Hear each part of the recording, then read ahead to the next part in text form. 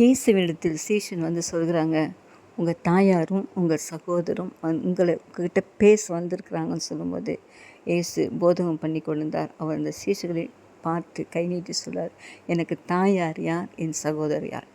பரலோகத்தில் இருக்க என் பிதாவின் சித்தத்தின்படி செய்கிறவனே எனக்கு தாயும் என் சகோதரனுமாக இருக்கிறான் என்று மிக தெளிவாக சொன்னார். ஸோ பரலோகத்தின் சித்தம் என்ன? ஆண்டவர் ஏன் இந்த உலகத்துக்கு வந்தார்? ஏன் இவ்வளவாய் போதித்தார் என்று சொன்னால், இன்றைக்கு சரீரப்பிரகாரமாக அப்பா அம்மா எல்லாரும் இருந்தாலும், உறவுகள் இருந்தாலும், இன்றைக்கு உறவுகள் தெய்வ சித்தத்தின்படி வாழாவிட்டால் அந்த உறவிலே ஒரு பிரயோஜனம் இல்லை. உறவு என்று சொல்லும்போது ஒவ்வொரு உறவிலும் கணவன் மனைவி பிள்ளைகள் சொந்தங்கள் எல்லாவற்றிலுமே தெய்வ சித்தத்தின்படி வாழ வேண்டும். தெய்வ சித்தம் என்ன?